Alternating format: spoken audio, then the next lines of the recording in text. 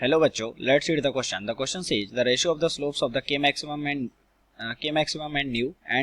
nu naught versus nu curves in the photoelectric effect gives where nu is the frequency and या इसको आप v भी बोल सकते हैं, लेकिन फ्रीक्वेंसी को हम जनरली न्यू मानते हैं. That's why I am reading this nu.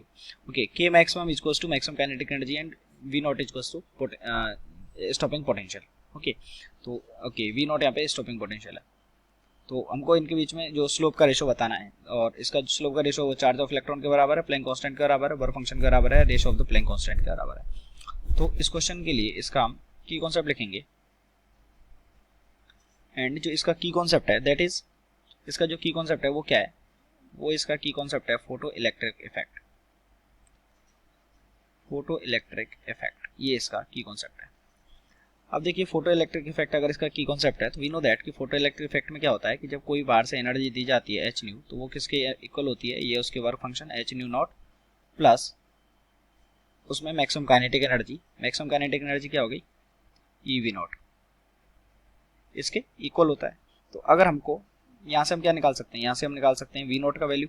Okay, यहाँ से अगर हम वी नॉट का वैल्यू निकालेंगे तो वी नॉट का वैल्यू कितना हो जाएगा, और फ्रीक्वेंसी वी नॉट का वैल्यू यहाँ से हमारे पास आ जाएगा एच अपॉन ई से डिवाइड हो जाएगा into new minus H upon E into new not. Okay, ये हमारा न्यू है. तो अब हम क्या करेंगे, अब हमको अगर इसको कंपेयर करना है तो Y equals to M X plus C से कंपेयर कर देंगे, क्योंकि हमको ग्राफ किस में चाहिए था, वी नॉट में और फ्रीक्वेंसी में. तो वी नॉट और फ्रीक्वेंसी के ग्राफ का जो स्लोप है वो क्या हो जाएगा, एम. तो एम क्या हो जाएगा, इसका जो फ्रीक्वेंसी है उसका जो मल्टीप्लाई आ गया यानी कि एच अपॉन, इसका स्लोप तो हो गया एच अपॉन. दूसरा, अगर हमको ग्राफ देखना है के मैक्स और फ्रीक्वेंसी का, तो के मैक्स और फ्रीक्वेंसी का ग्राफ देखेंगे तो वो कितना हो जाएगा, H nu equals to H nu naught plus का के मैक्स. तो यहाँ से अगर हम के मैक्स निकालेंगे तो वो कितना आ जाएगा, H nu minus h nu not.